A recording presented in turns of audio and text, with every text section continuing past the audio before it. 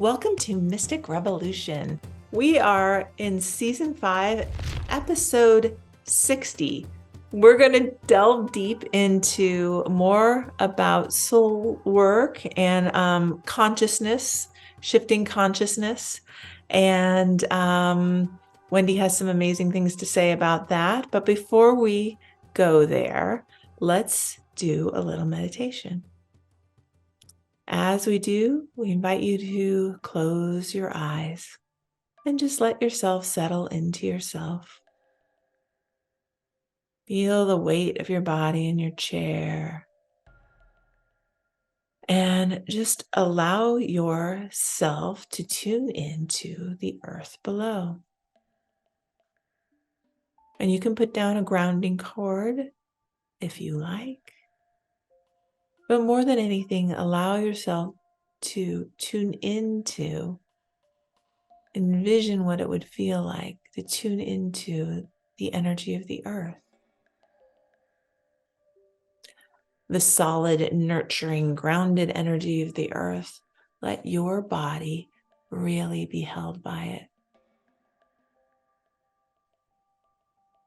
And let your body know that in this moment, it is safe, it is held.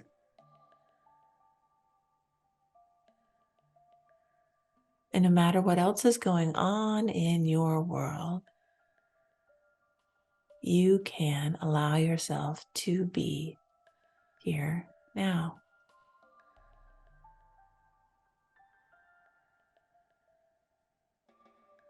And in that, just allow any extra energy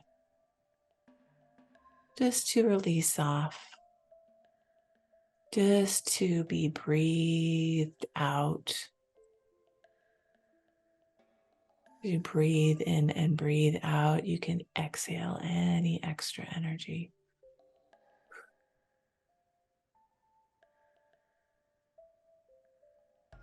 And if you like, you can remind yourself that you are also held by, watched over by a beautiful sky, a beautiful source sun above. And just tuning into the qualities of the sun, the sustenance, the healing, the power. And you can allow some of that energy to come into you. Taking a nice deep breath in and last exhale out.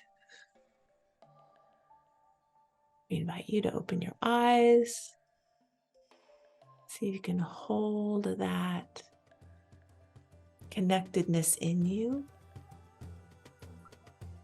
as we dive into another Mystic Revolution conversation. And so we talked a little bit about shaping our realities last week. Being in the driver's seat, having more power over what we experience, see, and experience in the world and how we experience that. And that's really another way to sort of say a shift in consciousness. As each of us has the capacity to shift our own personal consciousness, there is the larger collective consciousness that is constantly going through shifts and changes. Wendy, I know you have some things to say about that. Would you like to jump in? Yeah. There's a lot going on in the world right now, like obviously tremendous amounts. And how do we see it? Do we see it as the difficulty and challenge and yuckiness is increasing, the heaviness and darkness is increasing? Or do we see it as the heaviness and darkness is releasing, or that there's a reaction to something that's coming that's lighter, brighter, more possibility? It's the same experience, but how do we grok it? How do we understand it? How do we frame it? And so the idea of this episode is that some people, including Susana and I, see that there's big shifts going on, big positive shifts, raising of consciousness, raising of what we see going on in the world, and it's highlighting, it's putting light on the things that haven't been working, and some of the resistance to change that's going on. So what I wanted to say is that we've talked in the last couple of times about the practice that we do, that we share, is another way to talk about it. I call it active meditation. It's not just sitting there, and it's not just letting go. Yeah. There's an extreme active element, both in itself. We talked about how there's metaphor that helps us to lever change, how to let go, and also let in new. So that's active. But I think just as important is that we can do it while we sit. We can do it while we walk. We can do it every moment. It's meant to take on the road so that we are coming to our world more solid and more grounded, more supported, more belonging, and safe as we move into the world. And also more, as I said a couple times ago, bringing heaven to earth, being in our spiritual perspective while we go, while we're in meetings, while we pick up the kids, while we make dinner, whatever it is, we can be practicing this active way of navigating the world, not just when we sit for 5 minutes or an hour before or after work or whatever, but all the time. We can grow into doing it all the time. And that makes a gigantic difference in how we're perceiving and responding to, not reacting, in our world.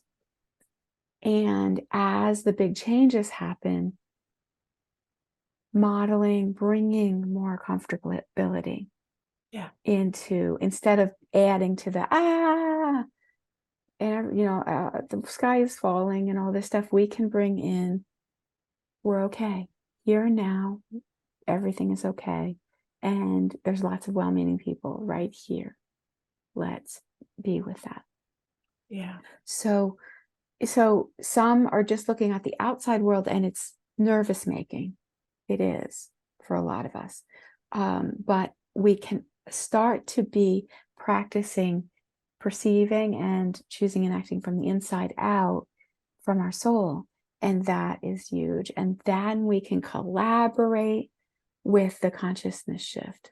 We can surf it. Instead of being bowled over by the wave, we can surf the wave. It's a very different place. So anything before Well, I I go just on? keep thinking of, and I remember seeing a bumper sticker once that said, if you're not outraged, you're not paying attention. I was thinking that last time when you were talking. Really? It's like, yeah, because you were saying everybody doesn't have the same experience. It's like, you can be outraged, but I don't have to be. I can be working on what I want. Yeah. I can be very aware and very attentive. Maybe even working on the solution and not be outraged. Mm-hmm. Yeah. And some people have a hard time with that. Well, why wouldn't you be outraged? Why wouldn't you be angry?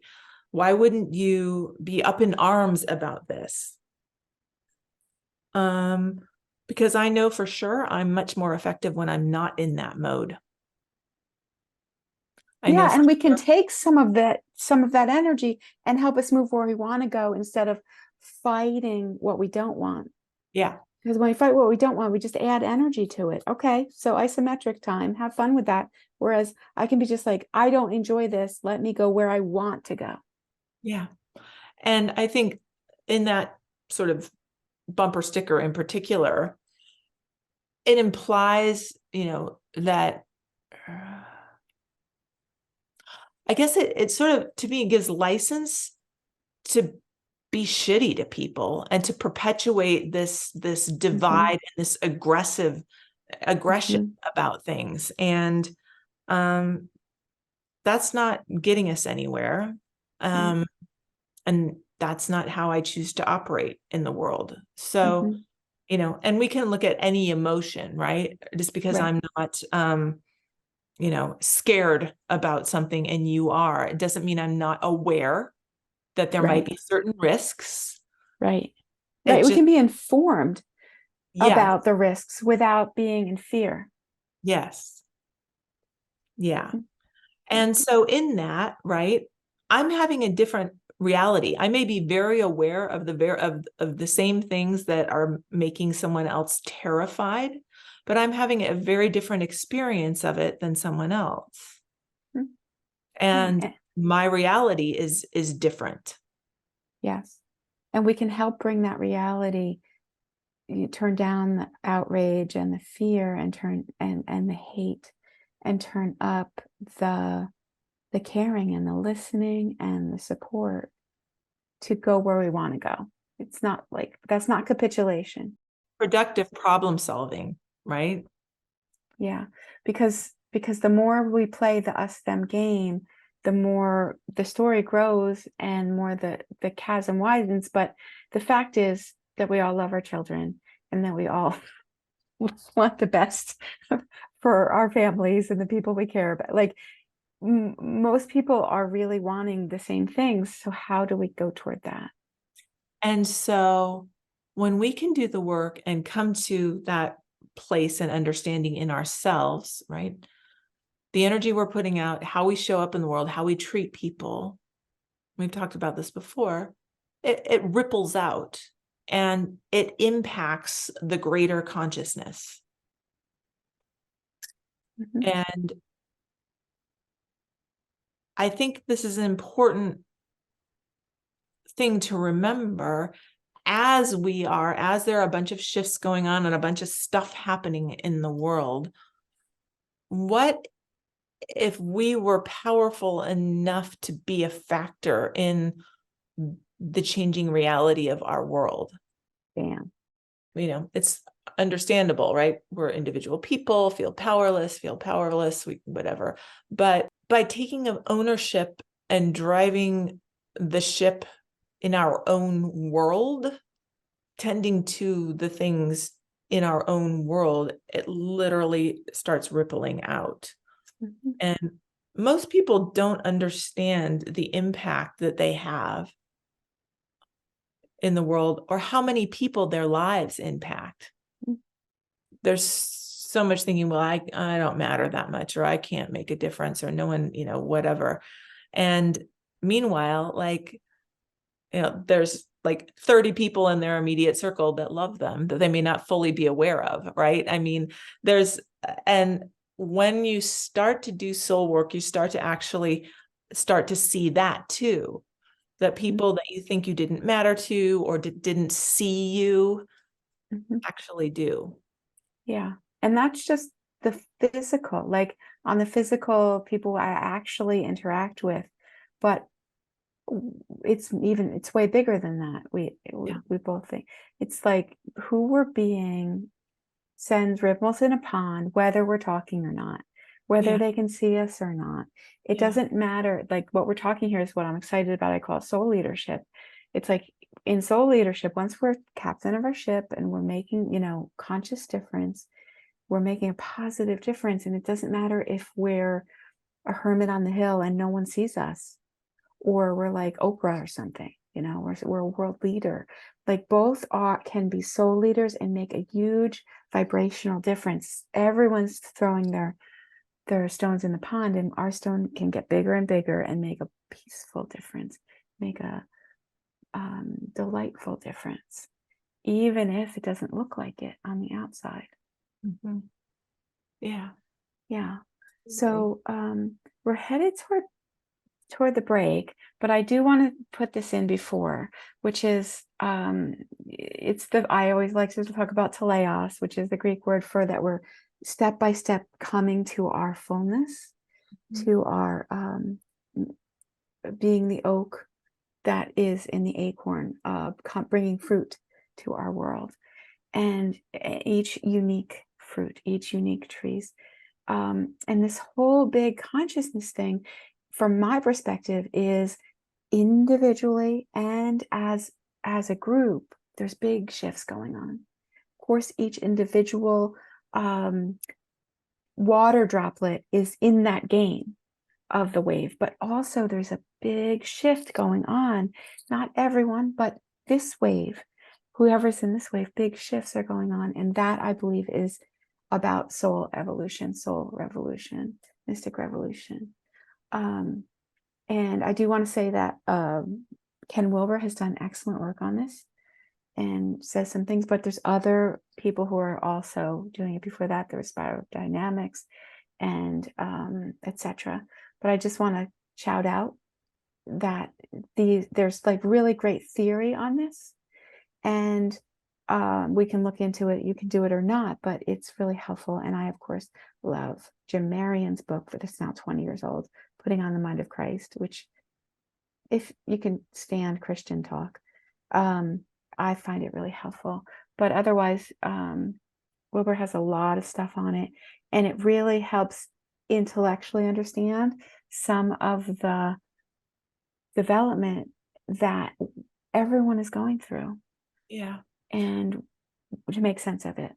Well, one more author I would add in is Thich Nhat Hanh, and so many of his books were so helpful to me early on. And his book, Living Buddha, Living Christ, is, in my mind, a masterpiece in talking about this. Talking about this? Yeah. Awesome. Yeah. Yeah, I had it on my shelf for a long time, but I didn't read it. So that encourages me to read it. So thank you. Yeah. All right, so we're going to the break, and when we come back, we're going to take a different tack on this whole consciousness change. So stay tuned. Thank you, We Are Historically, for your conscious human apparel. Shop online at wearehistorically.com. Hey friends, Susana and I want to remind you that we offer a Mystic Revolution meditation. It's the first Tuesdays at 4:30 Pacific. Please come as our guest. You can see our website for the link. And thank you for playing with us. Raise your vibration and energize your life with specialized Fibonacci tuning forks that deepen meditations and empower self-healing. Get your vibrational sound tools for personal enhancement at energybodytuners.com. Welcome back to Mystic Revolution, and we're talking about shifts in consciousness, shifts within our own consciousness, and how that can impact the greater collective. And I wanted to bring up another thing that is impacting consciousness or our understanding of the world, and that's artificial intelligence. Some of you may know that I am a consultant, an editorial consultant in the technology world sometimes, and I've been writing about AI for the more than a year. And it really sparked my interest to explore it more. I have a partner who is an artist and really dove deep into exploring AI, art, technology, and of course, ChatGPT, is becoming more and more ubiquitous. A lot of people bristle at talking about artificial intelligence because there are a lot of fears around it, completely understandable, and some very valid. But the truth of the matter is, it is here, and here to stay until it evolves into something else, I guess. And so how does our own soul work and own consciousness relate to artificial intelligence? Why is it important that we make our own soul work a priority? I totally am on a mission to promote the idea that if we are actively creating another kind of intelligence, it behooves us humans to actually fully understand our own, which most of us don't. I mean, and Wendy and I have gone to a particular, but my gosh, like still babies in the world of what our mind and consciousness can do. So we know that humans created artificial intelligence, and just as how we tend to ourselves impacts the world around us, it also impacts the development of artificial intelligence. There have been so many instances where I've been playing with it or talking with people who've played with it, where it's abundantly clear that AI, or the AI that they are working on, is developing itself based upon the values, the ideas, the inspirations of the individual that is working with it. We've all seen Hollywood movies where AI is, like Black Mirror series. Like there's so many things out there where AI is evil, and there is the potential for that is right now. And there is the potential for it also to be a tool to serve humanity and to facilitate consciousness expansion. So I just wanted to bring that to the table. It's one of those things, like everybody has a different reality and perspective on artificial intelligence. I initially had a huge aversion to it until I started to understand it a little bit better. And now it's one of those things where, again, like where I put my focus is what I'll see more of. Mm-hmm. I think there's two really important things here. One is that it behooves me to get even better at being conscious and being clear in, in thinking and feeling and soul sensing, in navigating our world, because we're now in a place where not just the written word, but what we visually see is maybe or maybe not true, or partially true in a whole another way. Yeah. And so making sure that we have sources that we trust, figure out how to vet information in ways that work, and to learn to trust our own soul sense about what's true and not true. These are things that are very, very important to develop relative to Discernment. AI. Discernment. Yeah. Yeah. I mean, just the other day, somebody sent me something. It was very moving, very, it just was like, well, that's really great. And I don't know what to do with it, because I can't tell if it's real or not. Yeah. So it's just something to keep watching. And then this is the other side, and you were saying this, that how important it is for us to tend to our own consciousness, so that we are continuing a world consciousness that is positive, that is light, that is caring, that is loving, whatever our values are, on purpose, and putting that energetically in the world, in what we say and we write, what our online interactions are like. If we fill the, garbage in, garbage out. I mean, that's what computers are: garbage in, garbage out. So software, and that's what AI is. So if we keep giving it garbage, we're going to get garbage out, and we're not going to like it. Yeah. You talked about it's forming according to our values and our behavior. So just like our children develop. Monkey see, monkey do. They, that's how AI is developing. And, so the whole picture of like, which wolf do you want to feed? I mean, I'd rather feed the one that brings us all forward. So those are the two things I wanted to really draw out in this conversation.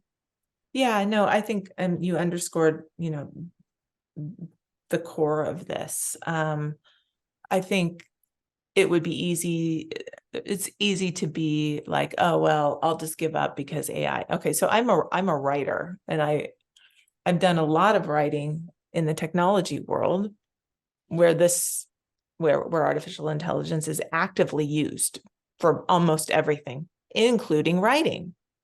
And there may become a time where writers are just not necessary, but I don't know that it'll be anytime soon, because of the sentient aspect that humans have. Even in saying that, I have a little bit of uncertainty about how soon or not soon that will be, because AI is just rapidly increasing in capability and in nuance. It's kind of mind-blowing. But in terms of the using it, being in the mindset of using it for the greater good, I'll just share an example. I'm part of a class right now where a Jungian psychologist has created an AI that's meant to be a human companion based on Jungian philosophies, Jungian teachings. But the idea is that it will serve. He created it out of his knowingness about the epidemic of loneliness in the world. Yeah. Having a companion, having a friend who can interact with you on a very personal level, even help you in your own soul work, is fascinating and mind-blowing. And this person wouldn't be able to create such a thing were they not doing their own soul work. Mm-hmm. So I'm just planting that seed. I mean, it's just started and I'm just learning about it, but there's a lot of potential to use AI and to have it help shape our consciousness in positive ways. So I think this is where we get into where are you going to put your attention. I want to put my attention in that direction rather than being in fear about other things. So Cool. So this is the last episode in season 5. And like this season is about our psychic development and what it means and where it brings us.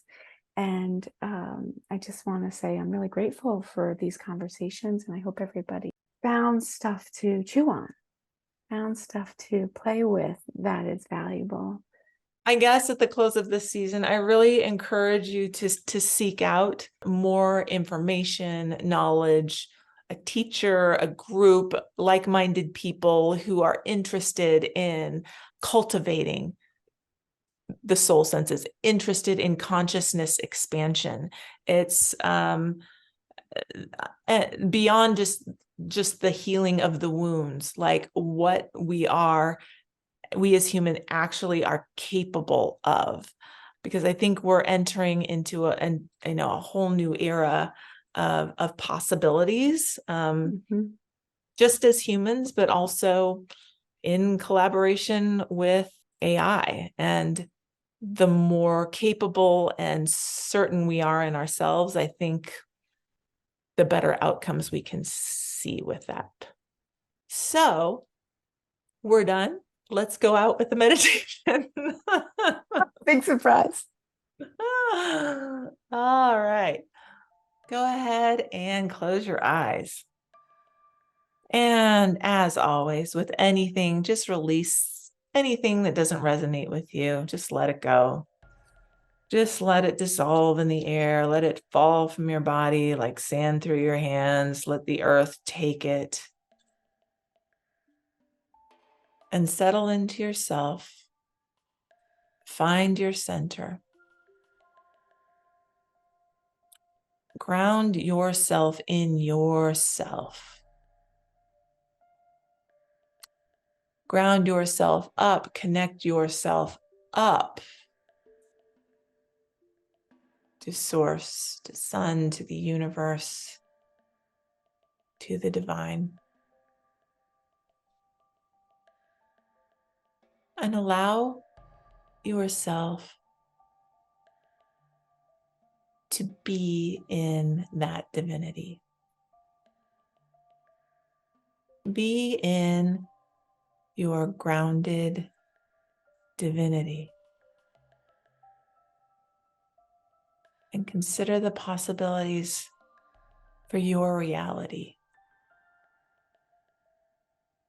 in your grounded divinity. Take a nice deep breath into that and exhale out. And then go ahead and open your eyes. Maybe give yourself a hug, a little squeeze. And we look forward to seeing you next time on Mystic Revolution. Thanks so much for playing with us. Please support Mystic Revolution by liking and sharing our show.